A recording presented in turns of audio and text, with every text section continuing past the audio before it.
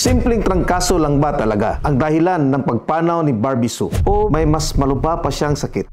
Hindi lang impluwensa ang naging dahilan. May mga underlying health condition siya nang lalong nagpalala ng sitwasyon niya. Una ay ang epilepsy. Ito ay sakit sa utak kung saan biglang nagka-short circuit ang brain natin. Kaya pwedeng manginig o mawalan ng malay ang isang tao.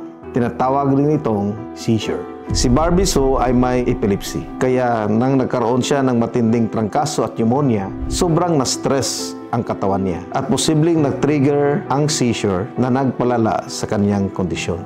Pangalawa ay ang mitral valve prolapse. Imaginin mo na may pinto sa puso mo na dapat magsasara upang dumaloy ng maayos ang dugo. Pero kung hindi ito sumasara ng tama, tatagas ang dugo pabalik. Kaya humihina ang daloy sa katawan. Dahil dito, mas mabilis mapagod ang puso at hirap labanan ang sakit. Lalo na kung may lagnat o pneumonia. Naging sobrang bigat na trabaho ng puso niya hanggang sa hindi na ito kinaya. Kaya ang simpleng trangkaso, hindi dapat pinabaliwala. Kung may nararamdaman kang hindi normal, magpatingin agad sa eksperto. Dahil minsan, hindi natin namamalayan ang akala nating simpleng sakit, yung pala ay maging huling laban natin.